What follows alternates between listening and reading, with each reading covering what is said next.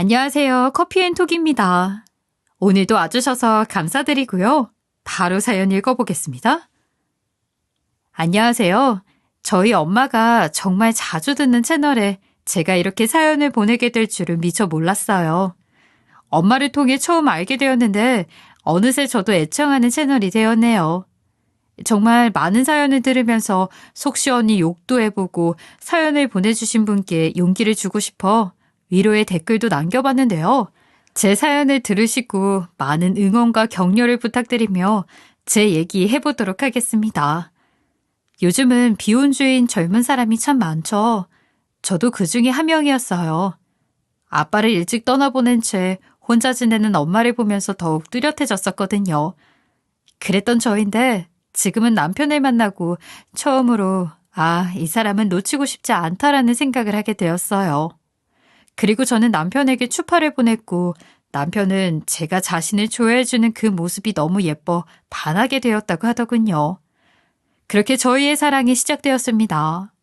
그런데 아무리 사랑하는 사이라고 하더라도 남녀가 만나 연인이 되었을 때보다 결혼을 하고 부부의 연애 매주는 보내는 세월이 훨씬 길잖아요. 그러다 보면 다사다난한 많은 것을 함께 이겨내야 하고요. 그렇다면 그 긴 세월 동안 어떻게 살아야 가치 있는 행복을 함께 느끼는 부부로 살아갈 수 있을까라는 고민을 지금의 남편과 연애한 지 1년 조금 넘었을 때부터 늘 했던 것 같아요. 결혼에 관한 가치관이 남편과 다르지 않아서 가능했던 거겠죠. 양가 부모님 사이에서 결혼 이야기가 오갈 무렵부터는 오랜 세월 함께하면서 남편과 행복하기 위해 무엇을 내가 할 수 있는지, 어떤 아내가 되어야 하는지도 생각하게 되더군요. 보통은 이제 안정적인 삶을 꾸려 행복할 일이 더 많아지겠다는 생각을 하지 부부 사이의 행복에 대한 가치를 고민하고 그렇게 살기 위한 방법에 대해서는 결혼 전에는 고민하지 않는 경우가 더 많잖아요. 그런데 저는 그런 고민이 꼭 필요하다고 생각했고 그 시간이 너무도 즐겁고 소중했어요. 이상적인 부부에 대한 환상 때문이라고 하실 수 있겠지만 저는 정말 순수한 마음이었답니다. 남편과는 2년의 연애 끝으로 소소하지만 너무도 사랑 넘치는 프로포즈를 받고 결혼까지 너무나 자연스럽게 이어지게 되었는데요. 저희는 2년 남짓의 연애 기간 동안 사소한 말다툼 정도는 간혹 있었지만 서로에게 상처가 되는 다툼을 했던 적은 없었기 때문에 저와 남편은 참 잘 맞는 사람인가 보다는 생각을 많이 했어요. 친정 엄마도 남편을 정말 마음에 들어해 결혼 이야기가 오가기 전부터 우리 사이 하면서 너무 좋아해 주었어요. 결혼 후에도 남편과 살면서 단 한 번도 큰 위기를 겪었던 적이 없었어요. 그도 그럴 것이 서로를 이해하려고 노력하는 것도 있지만 애초에 서로에 대해 너무 잘 알고 있었고 이 사람은 이런 사람이구나 라고 생각하며 받아들이는 면이 참 많았거든요. 거기다 남편은 집안일 하나도 쉽게 여기거나 당연하다고 느끼지 않는 사람이었어요. 결혼 후 가장 남편에게 서운할 때가 집안일이 뭐가 어렵다고 라는 표현으로 말할 때나 집안일을 쉰다고 표현하는 남편들의 무지함 때문일 때가 많잖아요. 하지만 제 남편은 제가 하는 것이 모든 어려움에 대해 생각해주고 늘 대단하다고 이야기해주고 참 많이 도와주었어요. 이처럼 참 상식적이고 제 말도 귀 기울여 들어주는 배울 점이 많은 사람이 바로 제 남편입니다. 그렇다고 인고 부부만큼 사랑이 가득하고 닭살스러운 스킨십이 많은 건 아니에요. 그런 것 없이도 상대를 이해하는 마음이 저희 부부를 단단하고 견고하게 만들어주었거든요. 어쩌다 하는 부부싸움도 하루가 안 갈 정도로 저희는 대화를 나누는 시간을 일부러라도 만들어서 부부관계가 참 좋아요. 그런데 아무리 그래도 늘 한결같을 수는 없나 보더라고요. 아버님이 건강이 좀 안 좋았는데 결혼한 지 5년쯤 되었을 무렵 돌아가시고 말았어요. 그리고 그 후부터 우리의 부부관계도 삐걱거리기 시작했죠. 아버님이 돌아가신 지는 2년이 채 되지 않았어요. 지금부터 하는 이야기 역시 그 2년이 채 되지 않은 길지 않은 시간 동안 겪은 일입니다. 저희 시어머니는 아버님이 돌아가신 뒤 덩그러니 혼자 남게 되었다며 남편이 없으면 죽을 것처럼 행동했어요. 그렇다고 정말 세상에 미련이 없어 그런가? 살아생전 인꼬 부부셨나 하는 생각을 하실 수 있겠지만 냉정하게 제가 결혼 생활 동안 봐온 모습으로만 판단을 해보자면 인꼬 부부는 아니셨다고 말하고 싶어요. 저의 시어머니는 제가 본 사람 중 가장 나이 값을 못하는 분입니다. 하고 싶고 먹고 싶고 심지어는 갖고 싶은 것까지 어린애보다 더 많다고 할 정도로 욕심도 많은 분이고요. 어느 정도기에 그렇게 버르장머리 없이 표현하느냐고요? 제 시어머니는 본인 생일뿐 아니라 크리스마스 선물까지 다 챙기려고 드세요. 뭐 그 정도는 귀엽다고 느낄 정도의 수준이고요. 어느 순간부터는 아버님의 기일까지도 선물을 받고 싶어 하셨어요. 그날의 선물의 의미는 먼저 간 사람 생각에 처져 있지 말고 선물을 주면서 생일처럼 보내자였죠. 하지만 선물을 주는 건 저희 부부가 시어머니께 드리는 게 끝이에요. 시어머니는 뭘 준비하냐고요? 저에게 선물을 받을 마음의 준비 정도가 다겠네요. 어머님이 챙기고 싶어하는 사소한 기념일이 체크된 달력만 봐도 정말 머리가 지끈거릴 정도예요. 그런데 더 나아가 시어머니의 욕심은 끝을 모르고 점점 풍선불듯 커져만 갔어요. 더 속이 보이는 건 본인 요구를 핸드폰에 보이도록 해두는 것이라는 거죠. 메신저 프로필에 걸린 어머니의 사진만 달라져도 저는 심장이 철컥 내려앉는 기분이 들었어요. 무건의 압박이었으니까요. 저의 친정엄마 역시 혼자 사는 건 같은 처지지만 시모 때문에 제 엄마 챙기는 건 뒷전이 되기 일쑤였어요. 되려 최근에 혼자가 된 시어머니가 상심이 많이 크실 테니 더 챙겨주라면서 친정엄마는 늘 양보만 했죠. 저는 그런 부분이 점점 더 굳어져 가는 것이 느껴져 너무 속상했어요. 하루는 시어머니가 갑자기 친정엄마 집에 찾아갔어요. 엄마에게 전화가 와 그 소식을 나중에 듣게 되었죠. 그런데 시어머니가 친정엄마 집에 대뜸 찾아가 그 집안을 구석구석 살피고 돌아갔다는 거예요. 안방이며 화장실까지 샅샅이 뒤지고 갔다는데 그런 모습을 보니 괜히 찝찝하다고 제게 말씀하시더라고요. 많이 불편하셨을 테니 당연하다고 뭐 때문에 찾아가셨던 건지 제가 확인해 보겠다고 말했어요. 그런데 제가 친정엄마의 집에 찾아간 연유에 대해 묻지 않아도 곧 알 수 있었어요.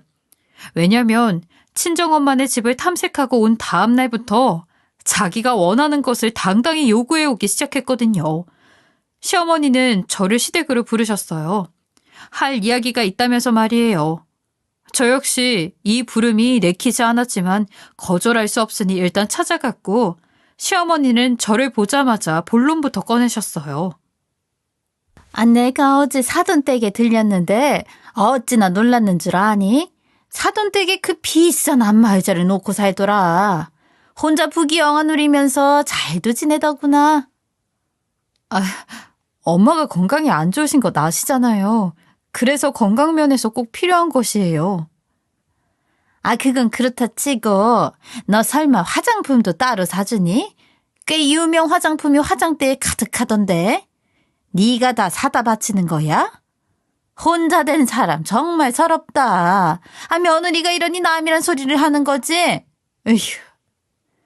화장품은 제가 챙겨드리지 않아요. 아시잖아요.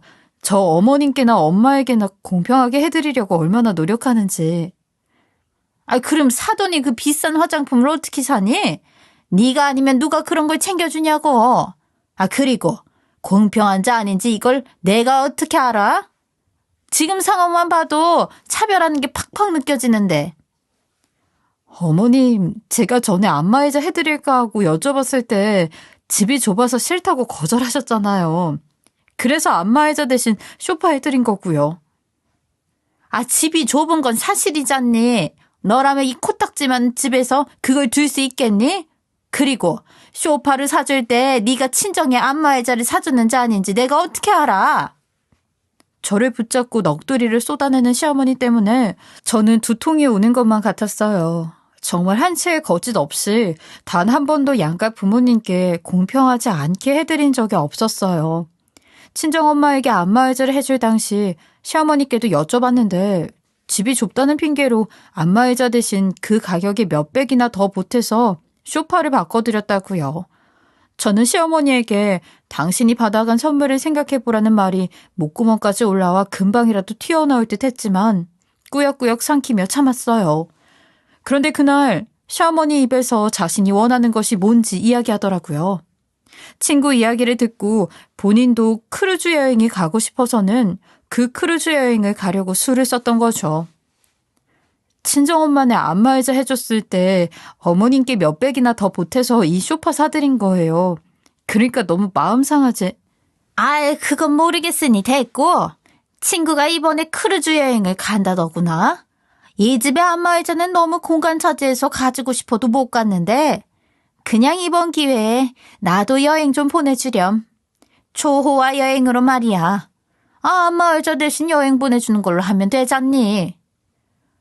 어머님, 크루즈 여행이라뇨. 왜? 뭐? 이 나이 먹도록 제대로 된 여행이나 내가 가봤는 줄 아니? 네 시엄마가 불쌍하지도 않아. 내가 살면 얼마나 더 살겠니? 조금이라도 더 건강할 때 다녀와야지. 다 죽어갈 때 보내줄래? 응? 시어머니는 죽는 날을 받아준 사람처럼 건강할 때 다녀야 한다고 재촉을 했어요. 안마의자는 자신이 원하는 걸 얻기 위한 아주 작은 미끼일 뿐이었던 거죠. 결국 어머니의 떼쓰기는 고스란히 남편이 해결해야 할 일이 되었어요. 남편은 진지하게 고민을 하는 것 같더라고요. 저는 2천만 원이 넘는 크루즈 여행을 어떻게 보내주느냐고 남편에게 따졌고, 남편은 일단 크루즈 여행은 뒤로 하고 시어머니 탈모 이식 수술하기로 했던 것부터 먼저 시켜주자는 말이 나오더라고요. 갑자기 무슨 탈모냐고요? 아버님께서 돌아가시고부터 스트레스를 심하게 받아 머리카락이 심하게 빠졌다면서 자신을 늙은 마녀 같다고 하며 남편과 제 앞에서 마녀 같은 모습을 하고 앞으로 어떻게 사냐고 울음을 터뜨렸어요. 그리고 남편은 그새 악어의 눈물에 넘어가 귀가 팔랑거리고 있었던 거죠. 자신의 엄마가 스스로 늙은 마녀라고 표현하며 눈물을 쏟아내는데 효자 남편이 가만히 있을 리 만무하잖아요. 저는 탈모 이식 수술이라도 먼저 해주자는 남편의 말에 이번만큼은 반대한다고 강하게 이야기했고, 저는 금전적인 도움을 줄 수 없다고 딱 잘라 이야기했어요. 그러자 남편은 한참을 고민하더라고요. 그러고는 그간 모아놓은 비상금으로 해주면 저도 반대를 하지 않을 거냐고 묻더군요. 그 비상금은 혹시라도 위급한 상황이 생겨 돈이 필요해질지도 모르는 것을 대비해 외식 한번 줄여가며 힘겹게 모은 것이었어요. 저는 그날 결혼에 처음으로 남편과 핏대 세워가며 싸우게 되었어요. 지금 어머님 맞추기 위해 그 비상금까지 손대자 이 얘기야? 당신 제정신이야? 그 돈을 어떻게 모았는데 그렇게 허무하게 쓸 생각을 할 수 있어? 그럼 다른 방법이 있어? 이런 일로 엄마 마음 불편하게 하고 싶지 않다고 나는. 혼자 남아서 매일이 적적하고 외로울 텐데 그런 엄마 마음 상하게 만들 필요까지는 없잖아. 자식이 부모 생각하고 챙기는 건 당연한데 도대체 뭐가 문제라는 거야? 내가 지금 당신 어머님을 챙기려고 하는 마음을 나무라는 게 아니잖아. 정도가 있는 거지. 우리 형편의 생각도 안 하고 그렇게 바라게만 하시는 분을 어떻게 다 맞춰가면서 사느냐고. 그럼 자식이라고 나 하나 있는데 엄마가 나 아니면 누구한테 바라겠어. 당신 그럼 여태 우리 엄마한테 해주는 걸 아까워하기라도 한 거야? 우리 형편이 그 정도로 나쁜 것도 아닌데 왜 오버하고 난리야? 결국 저희는 한동안 화해도 없이 냉랭한 분위기로 지내게 되었어요. 이미 멀어진 마음의 거리가 잘 좁혀지지는 않더라고요. 그렇게 남편과 오해만 남긴 채 지낸 지 열흘 정도 지났을 때 엄마 옆집에 살던 친한 이모에게 저녁 때 전화가 왔어요. 엄마가 얼마 전 병원에 갔었다면서 말이에요. 엄마가 병원에 다녀온 후의 상황이 궁금하다면서 엄마에게 직접 물어보고 싶었지만 통 연락하기가 쉽지 않다며 제게 연락을 주신 거라고요. 그런데 저는 엄마가 큰 병원에서 검진을 받고 왔던 사실 자체를 이모를 통해 처음 듣게 된 것이었어요. 저는 아직 엄마를 통해 소식을 듣지 못했다고 엄마에게 여쭤본 후 연락드리라고 하겠다고 말한 뒤 전화통화를 마쳤어요. 저는 엄마가 제게 알리지 않았다는 것을 알고 느낌이 좋지 않았어요. 왜냐면 엄마 성격에 말하지 않고 있었다는 건 심각한 문제일지 모른다는 걸 짐작할 수 있었으니까요. 저는 불안한 마음에 새벽 늦게 엄마를 찾아가게 되었어요. 친정엄마를 찾아가서 왜 검진받은 것을 이야기하지 않았냐고, 검진 결과가 나왔냐, 어떻다고 하더냐 캐물었죠. 그리고 엄마의 상태는 정말 좋지 못했어요. 물컵 하나 들기도 힘겨울 정도로 어깨가 아픈 상태더라고요. 저는 속상한 마음에 엄마에게 왜 아프면 아프다고 이야기하지 않았냐고 화를 내버렸어요. 엄마는 그런 저의 손을 잡으시더니 자신이 아픈 것이 제게 부담이 되진 않을까 염려되는 마음에 진통제로 견뎌보라고 한 것이라고 미안하다고 되려 말씀하시더라고요.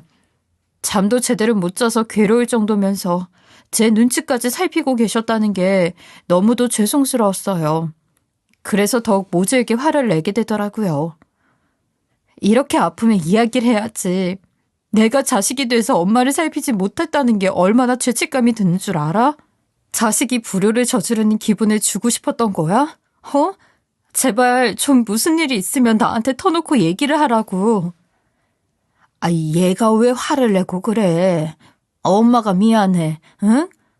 우리 딸이 얼마나 엄마한테 효자인데 그런 마음 느끼지 마.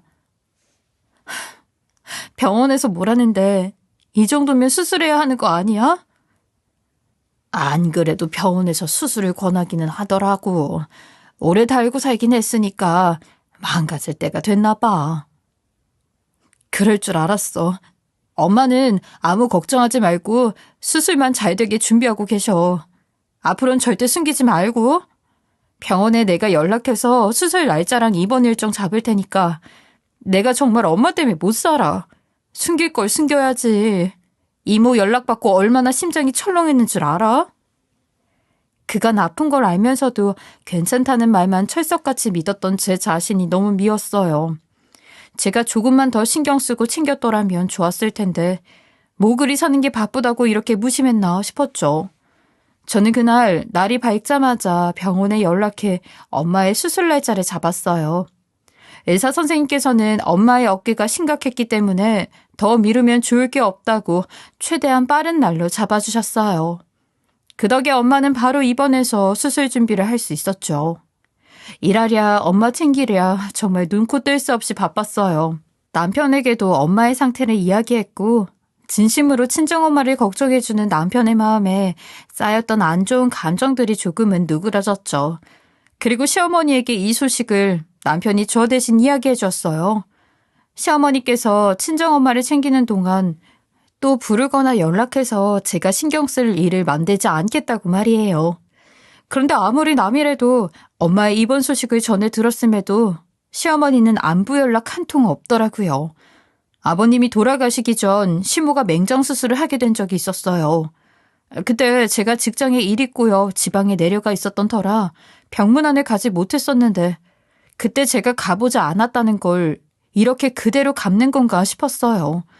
참 마음 쓰는 게 좋지 못한 건 여전하더군요. 저는 그런 시어머니를 뒤로한 채 엄마를 챙기는 것에만 온 정성을 쏟았어요. 엄마의 수술은 다행히 잘 되었어요. 그런데 수술하고 며칠 뒤 처음으로 시어머니에게 문자가 하나 오더라고요. 문자의 내용은 뻔했습니다. 하지만 저는 그 문자를 본 순간 손에 쥐고 있던 핸드폰을 집어 던지고 싶을 정도로 짜증이 솟구쳤어요. 크루즈 여행 상품을 비교해 놓은 링크 하나가 딸랑 와 있었거든요. 그것뿐이었다면 참고 넘겼을 거예요. 하지만 제 시어머니는 도를 모르는 사람이었죠. 그 문자를 보낸 다음 날부터는 반협박에 가까운 문자들이 수시로 날라오기 시작했거든요. 어떤 내용이었기에 그러냐고요? 자신의 연락을 무시하지 말고 무슨 말이라도 하라며 싸가지 없는 것이라고 욕을 하기도 했고 자신이 골랐으니까 상품 결제하면 바로 말하라는 시답지 않은 말들이었어요. 시어머니를 보면 마른 논에 물 대기라는 말이 딱 맞았어요. 붓고 또 채우고 채워도 계속 갈라지는 것 같다고 느꼈으니까요. 사랑하는 남자의 부모기에 참 잘해주고 싶었고 그만큼 노력했는데 그런 마음을 알아주는 것이 아닌 계산적이고 자신의 실속만 챙기려는 시어머니를 이렇게 표현하는 것 자체가 버릇 없다는 것 알지만 시어머니를 비유하기 딱 좋은 속담은 그것 하나였어요. 알아갈수록 정이 붙는 것이 가족인데 시어머니를 알아갈수록 남는 것은 실망뿐이니. 하지만 거기서 끝나지 않았어요. 엄마를 간호하느라 며칠 동안 제대로 쉬지를 못해 지쳐 한숨 돌리기 위해 병실 밖 복도에 배치되어 있는 의자에 앉아서 꾸벅꾸벅 졸고 있었는데 그 새벽에 병원으로 시어머니가 찾아왔습니다. 남이 그 모습을 봤다면 빚쟁이가 쫓아왔나 싶었을 거예요. 시어머니의 눈에는 아파서 누워있는 사람의 안부는 이미 없었어요. 그저 자신이 원하는 것을 어떻게 해서든 쟁취하는 것만이 목적이었죠. 시어머니는 문자로 보낸 카드 결제를 하라면서 보채더라고요. 엄마의 수술비를 핑계로 여행을 가려고 말이죠.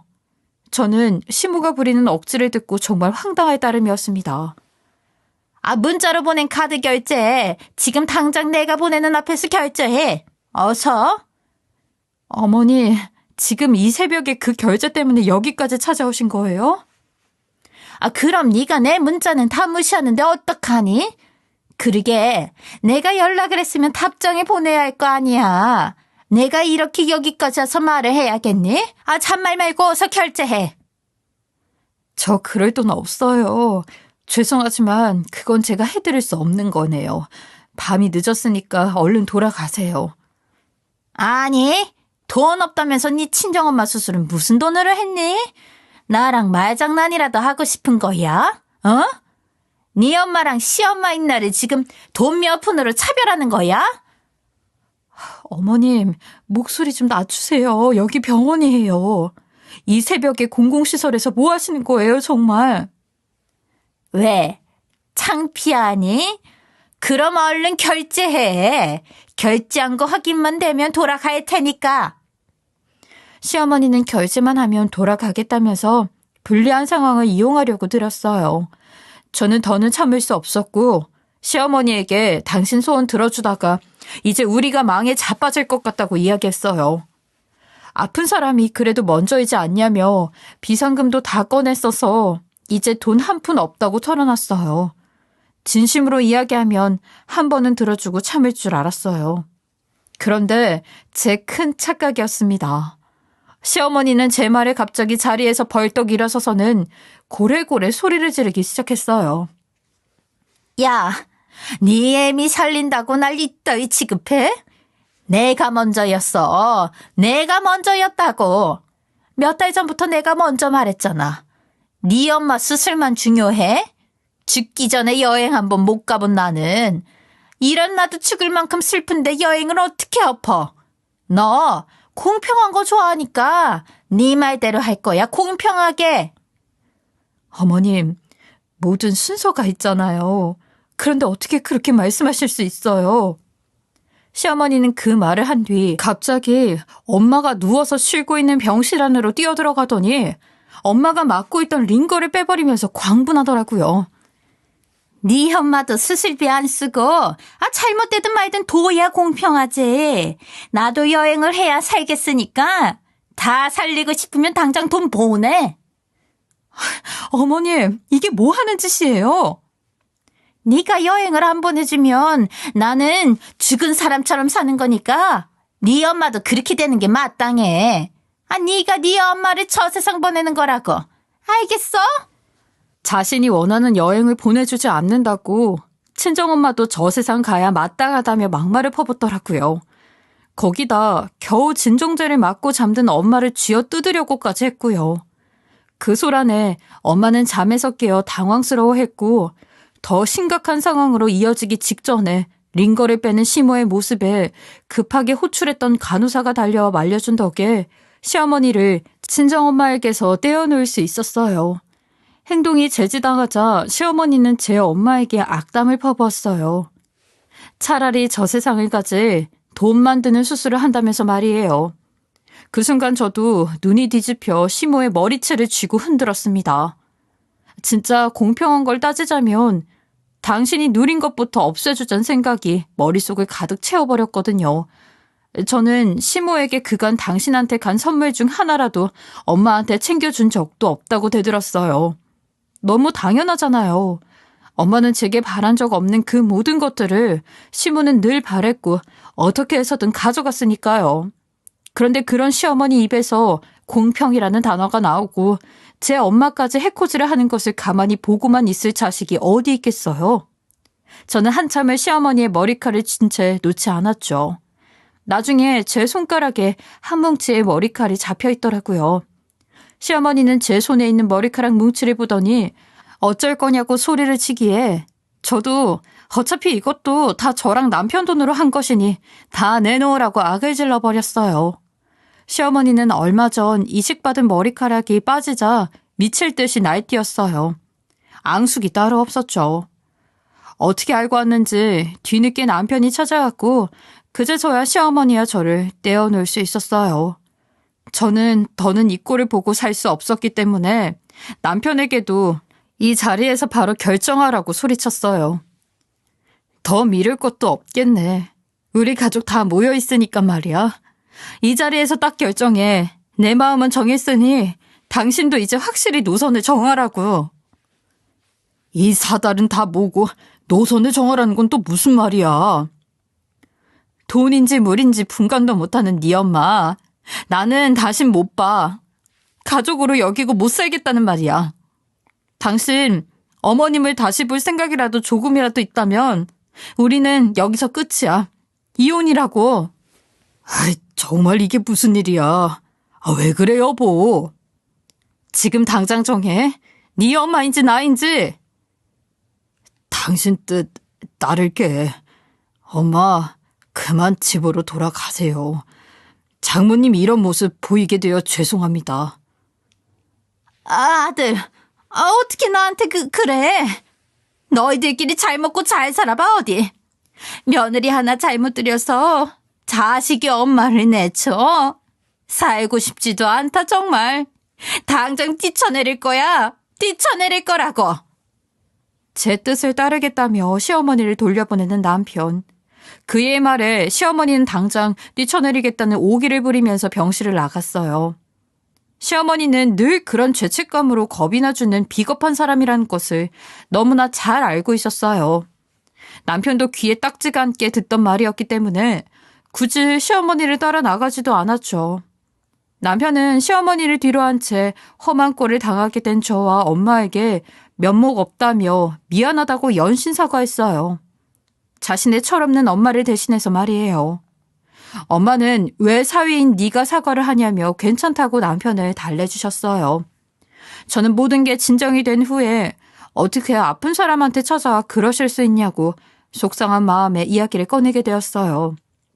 그런데 남편이 시어머니에게 엄마의 수술에 관한 이야기를 일부러 숨겼다고 하더라고요. 여러모로 마음에 걸렸다면서 말이에요.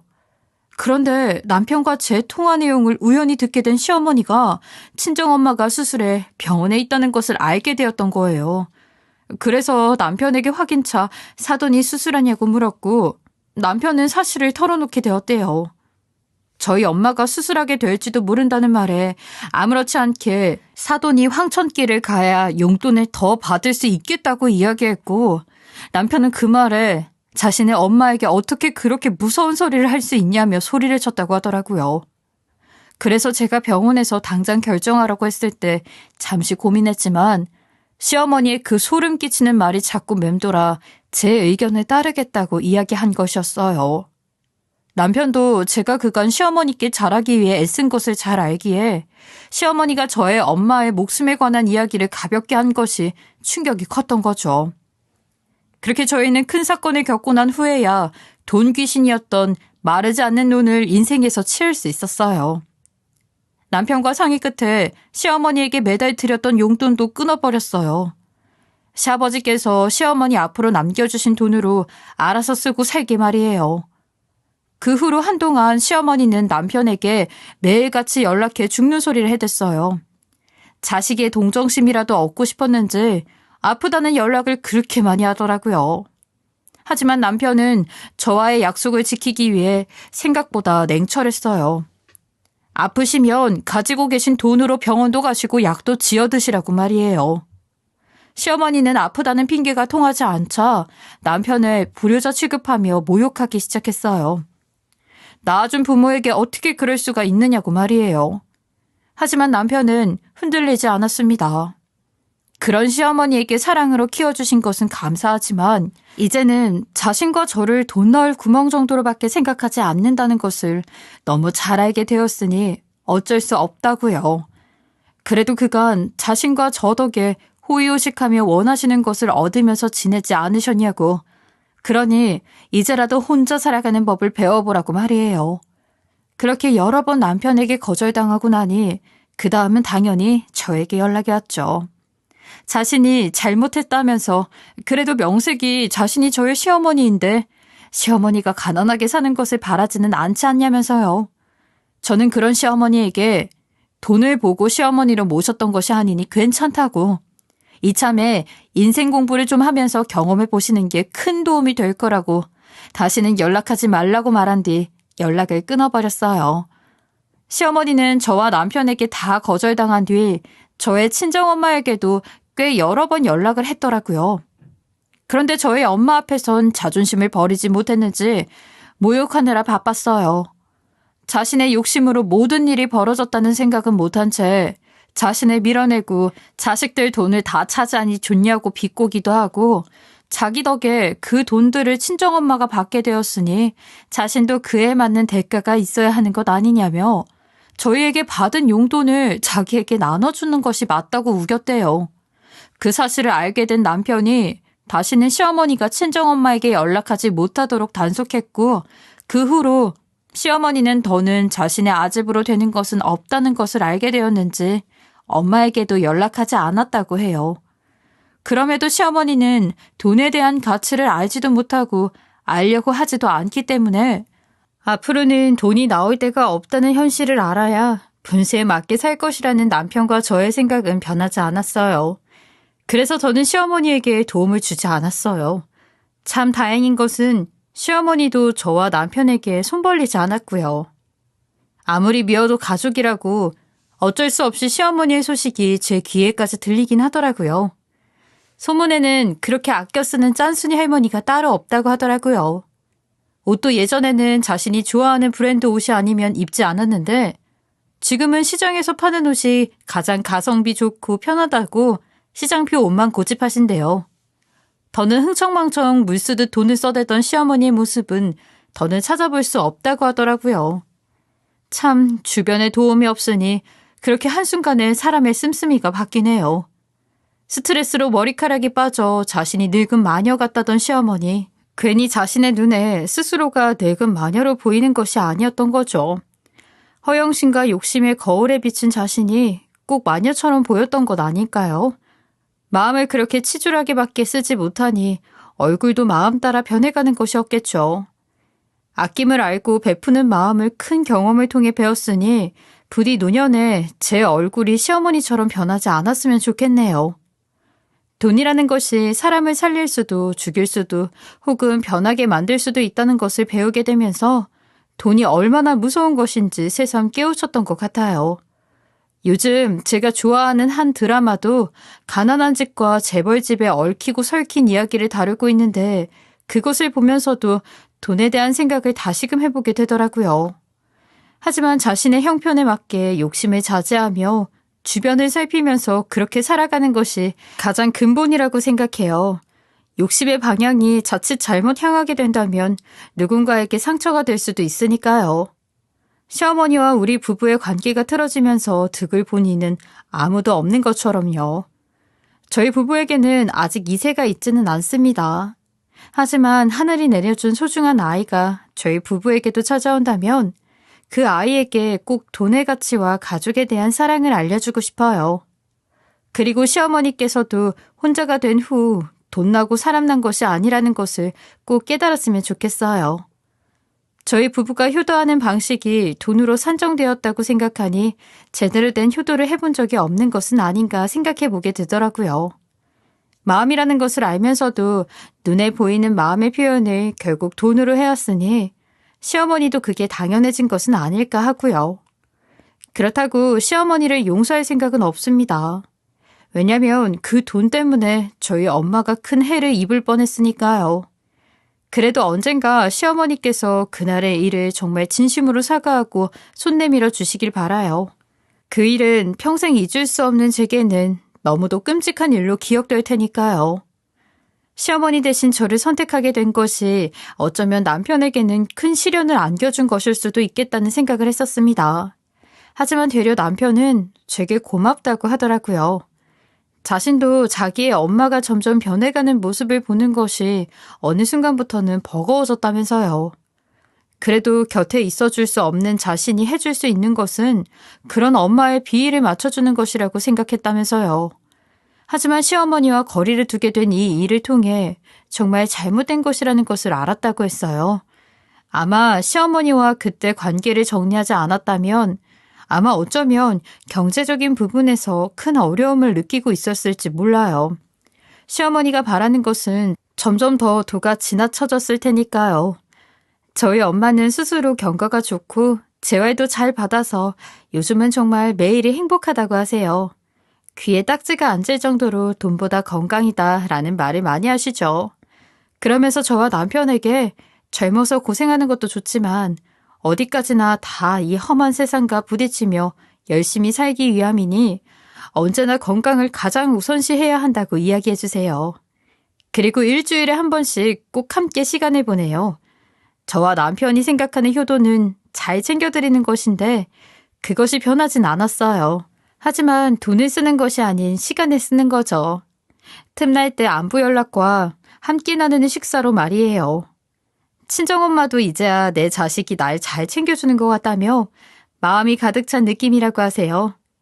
가족이라는 울타리 속에서 가장 필요한 것은 돈도 명예도 권력도 아닌 함께하는 시간, 함께 나누는 마음이었어요. 제 사연을 들어주신 분 모두 사랑하는 가족들과 꽃길만 걸으시길 소망합니다. 감사합니다. 지금까지 커피앤톡이었습니다. 오늘 또 끝까지 함께 해주셔서 감사하고요. 다음 영상으로 또 찾아뵙겠습니다.